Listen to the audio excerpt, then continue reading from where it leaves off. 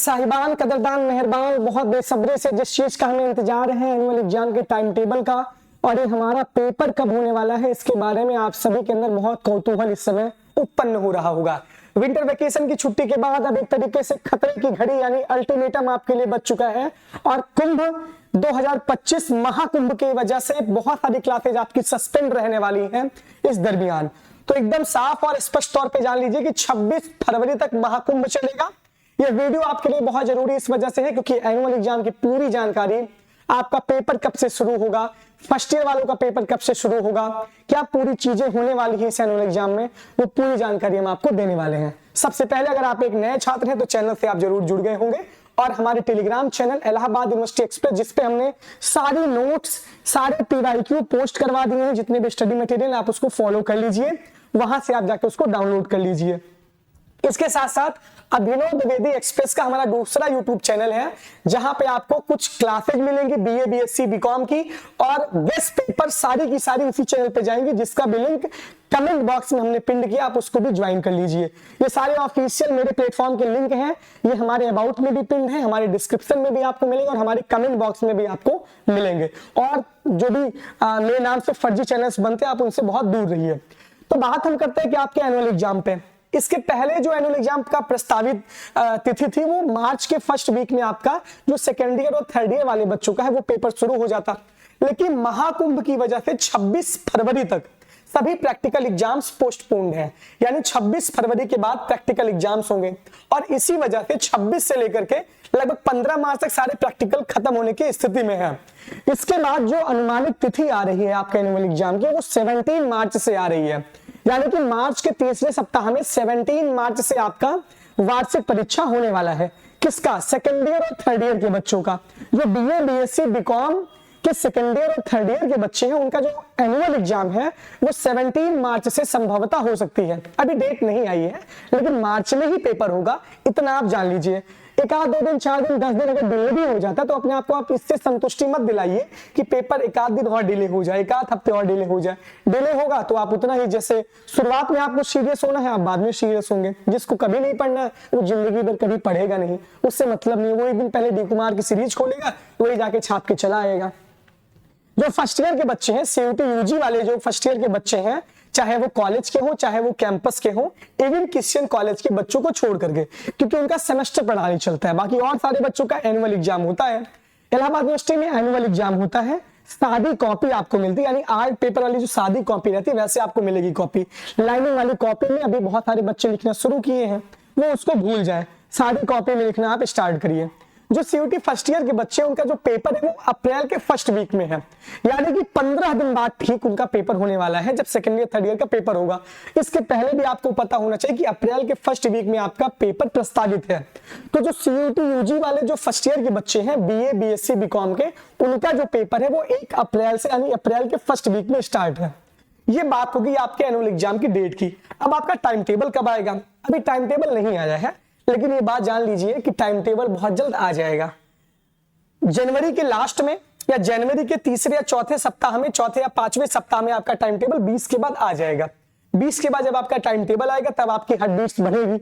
इसके पहले heart beats बढ़ने से पहले, ब्लड प्रेशर हाई होने से पहले आप अपने ब्लड प्रेशर को नॉर्मल तभी रख सकते हैं जब आप विंटर वेकेशन में तो पढ़े नहीं होंगे, हमको तो पता है, मौज मस्ती किए होंगे, बिल्कुल नई किताब उठाए होंगे।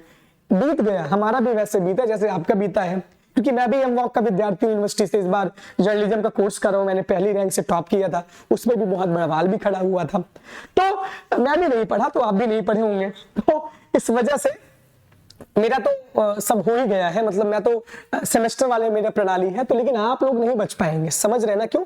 क्योंकि आप सबका एनुअल एग्जाम है, एक साल में एक बार परीक्षा देना है और बीएससी और बीकॉम के बच्चे तो ताबड़तोड़ तरीके से, खतरनाक तरीके से लटकते हैं यहाँ पे। अब लटकते क्यों हैं इसका तो जवाब आज तक ब्रह्मा भी नहीं दे पाए हैं, इसका तो जवाब कोई दे ही नहीं पाया है। और जब लटक जाते हैं, जब नंबर कम आता है तो पानी पी पी के हमको खूब गरियाते हैं। गरियाते क्यों है? अभिनव द्विवेदी की वजह से मैंने एडमिशन लिया था, क्योंकि अभिनव द्विवेदी ने यूनिवर्सिटी की बहुत तारीफ की थी। जब आप पढ़ेंगे नहीं तो बाद में आपको गरियाना तो पड़ेगा स्वाभाविक तौर पे, और गरियाएंगे तो उससे मुझे फर्क भी नहीं पड़ेगा, क्योंकि मेरा काम है अपना जो मैं करता रहूंगा। फिर से नई बैच आएगी, फिर से वीडियो बनेगा, फिर से यूनिवर्सिटी हमारी बहुत शानदार है और है भी शानदार, क्योंकि क्लासेस चल रही हैं। क्लास नहीं चल रही है तो आपकी जिम्मेदारी है, आप जाके अपने टीचर से बोलिए, आप जाके अपने एचओडी से बोलिए। 10 लोग 100 लोग एक क्लास में बैठते हो, क्लास नहीं चल रही है तो एचओडी के पास क्या करने नहीं जाते तुम लोग? जाके क्लास बोलो, क्लास पढ़ाएं, एक्स्ट्रा क्लास लेके सिलेबस पूरा करें, वो आपकी भी जिम्मेदारी है। आप अपनी जिम्मेदारी का निर्वहन करेंगे तब ठीक रहेगा, मैं अपनी करूंगा तब भी ठीक रहेगा। लेकिन सबसे बड़ी मुद्दे की बात है कि आपको पेपर तो देना ही देना होगा। कोई मेडिकल कोई कुछ भी नहीं चलता। अगर आप सोचे कि हमारा मेडिकल बनवा लें, कुछ हो गया है कुछ नहीं हो गया है, अगर आपका पैर भी टूट जाएगा, अगर आप वहां पे अस्पताल में भर्ती भी रहेंगे तब भी कोई मेडिकल इलाहाबाद यूनिवर्सिटी के एग्जाम में नहीं चलता। आप एक बात जान लीजिए, अगर आप उपस्थित रहेंगे तभी आप पास होंगे, अगर आप अनुपस्थित रहेंगे तो आप फेल हो जाएंगे। और बैक पेपर इंप्रूवमेंट का भी बहुत अलग सा प्रोसेस है, उसका मैंने वीडियो भी बनाया है। लेकिन कोशिश ये करिए कि अब से आप पढ़ना स्टार्ट कर दीजिए। मैंने नोट्स अपने टेलीग्राम पे दे दिया है, इलाहाबाद यूनिवर्सिटी एक्सप्रेस पे मैंने नोट्स दे दिया है, पीवाईक्यू दे दिया है, इतना भी कर सकता हूँ। गेस्ट पेपर भी मैं दे दूंगा आपको एक दिन पहले। लेकिन उसके बाद में बहुत बड़ी संख्या में लोग लटकते हैं। लटकते क्यों हैं? वो अपनी वजह से लटकते हैं। वो अभी ज्ञान के अधिष्ठात्री देवी डी कुमार अभी मार्केट में नहीं आए, उनका बहुत बेसब्री से इंतजार कर रहे होंगे, बीए वाले खासकर।